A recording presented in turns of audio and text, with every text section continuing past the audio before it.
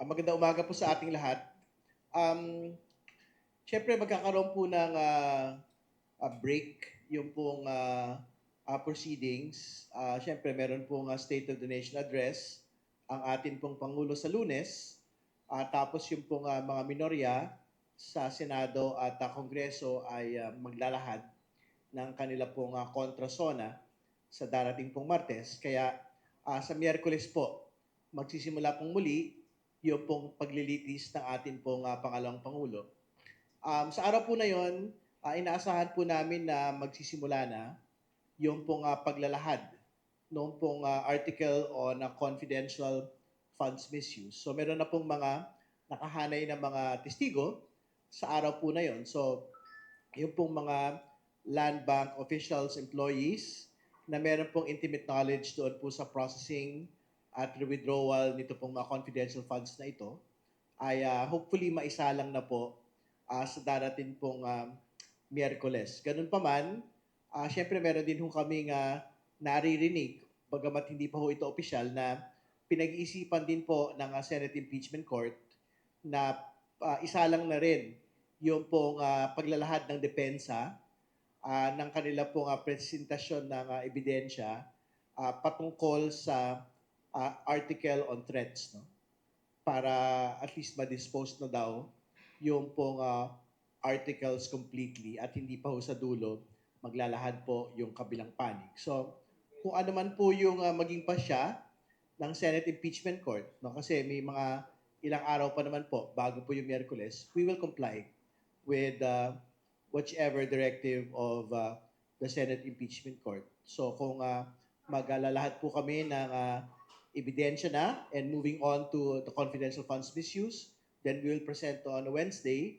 But if it is the determination of the Senate Impeachment Court na maunahon na ho muna yung defense for their threats article presentation, then we will of course comply with it. No?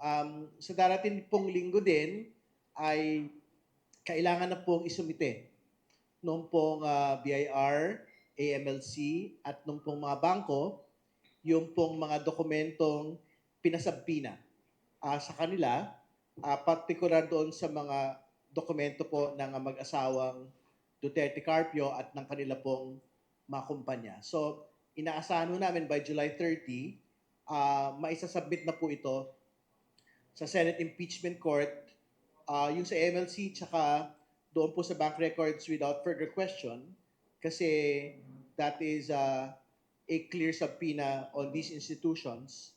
Yung sa BIR records na lang po yung inaantay po natin that the BIR will comply with it, containing the requirement of the Senate Impeachment Court that the President should provide his approval for the disclosure of the BIR documents of Vice President Sara Duterte, Attorney Mans Carpio, and their companies. No? So, yan po yung mga inaasahan na ho natin by next week.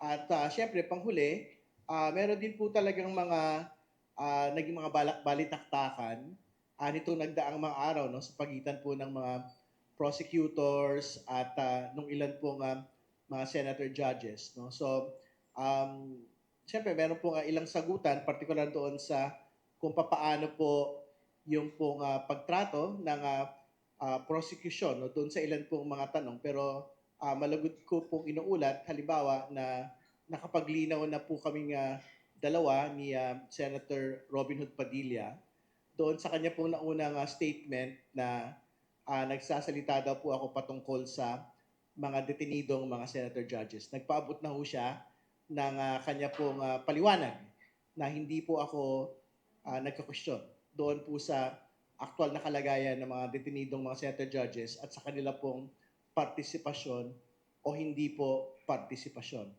Ganun pa man, syempre meron ho tayong mga kasama sa prosecution panel na natanong, no, sa mga ilang mga panayam patungkol po dito sa sitwasyon po na ito. Linilinaw din po natin na ating ko wala naman ho problemang magpaabot, no, ng pagtingin ang atin pong prosecution panel, kahit sino pa hong miyembro, whether public prosecutor or counsel for the prosecution doon po sa composition po ng Senate Impeachment Court. It is not to siyempre maliitin no yung pong kapangyarihan po ng Senate Impeachment Court, but only to state yung kanila pong kuro-kuro doon po sa ganoon pong kalagayan. So for example, meron po tayo kasama sa prosecution ang supposedly sinabi daw po niya ay hindi mahirap mag-participate ang isang detenidong senator judge, lalo't higit bawal daw po yung mga gadgets no sa piitan. I think that is a fact in detention areas na bawal naman po talagang gumamit ng phone, bawal nung gumamit ng laptop, there is no internet access. But ultimately, katulad ng binabanggit din naman po namin, it is for the determination of the Senate Impeachment Court themselves, no? Kung ano po yung gagawin nila sa bagay po na ito, at nakabatay din po ito doon po sa magiging pagpapasya noon pong mga korte na meron pong jurisdiction sa mga senator judges po na nakadetine. Ganun pa man, pinapaabot po ng prosecution panel ang pinakamataas pong paggalang sa atin pong Senate Impeachment Court, sa atin pong mga kagalang-galang na senator judges, particular din kay Senator Judge Robin Hood Padilla. So yun po muna, maraming salamat.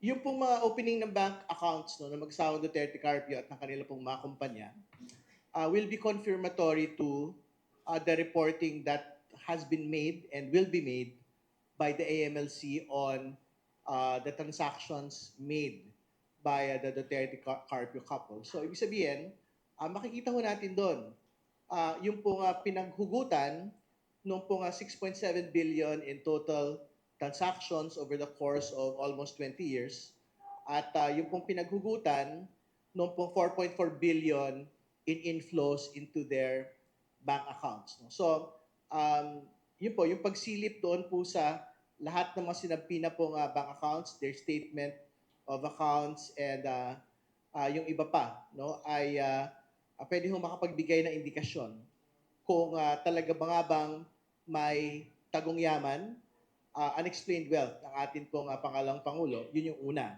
Pero pangalawa, doon din ho natin makikita kung within the span of 2019 to 2024, wala ba talagang cash in bank ang atin pong pangalawang Pangulo? Kasi nakita ho natin sa SALN ng atin pong pangalawang Pangulo from 2019 to 2024, wala pong naka-indicate doon line item para sa cash in bank, cash on hand.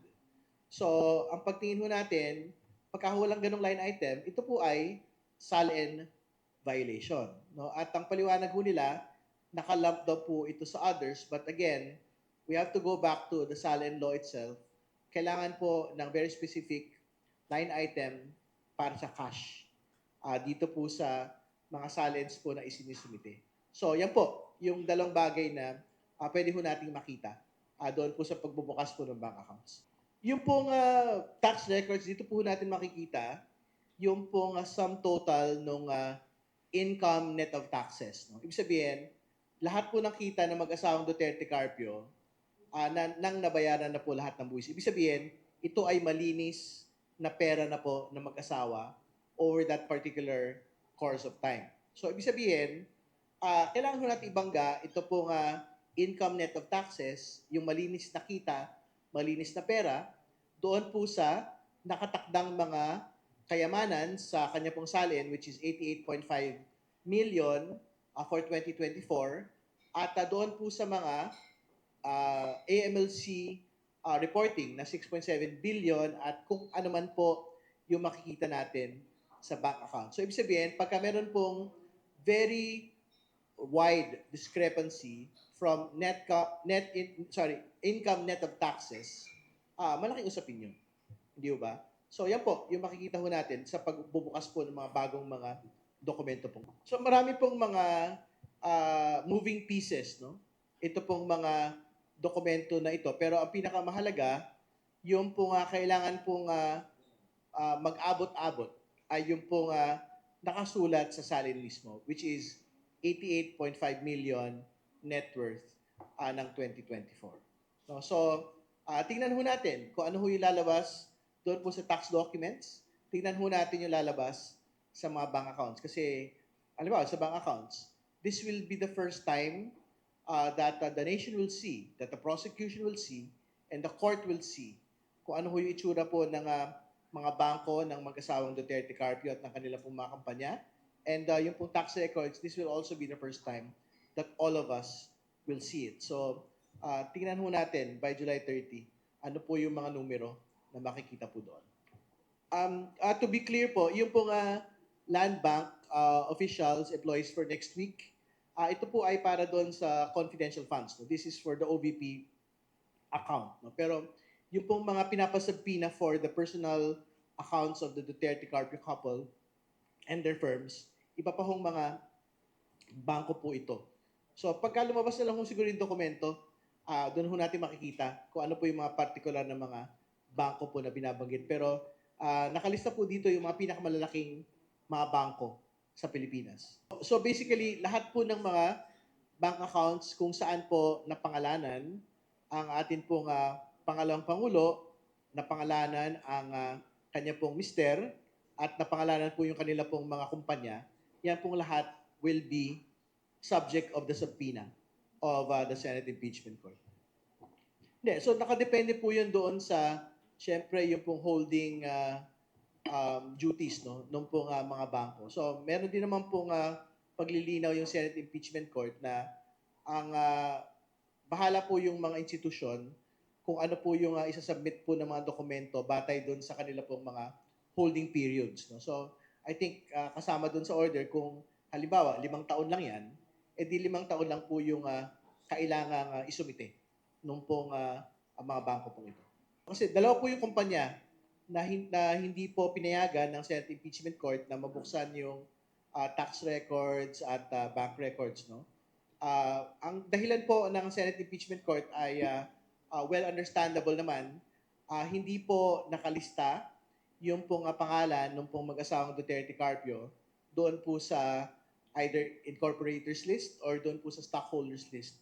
Ang pagkakaintindi ko po, kaya po isinama ito pong mga kumpanya na ito doon sa subpoena request ay dahil, halimbawa, una, yung isang kumpanya po, yung parent company noon pong isa sa mga or ilan sa mga kumpanyang pinapasabpina. So, kahit hindi naman ho maisama yung pong mga kumpanya na ito, dahil we are talking about almost the same personalities in the subsidiary companies kung saan napangalanan po ang atin pong pangalawang Pangulo, tingin ko, hagip pa rin po sila doon po sa subpoena po either ng tao or po ng mga dokumento.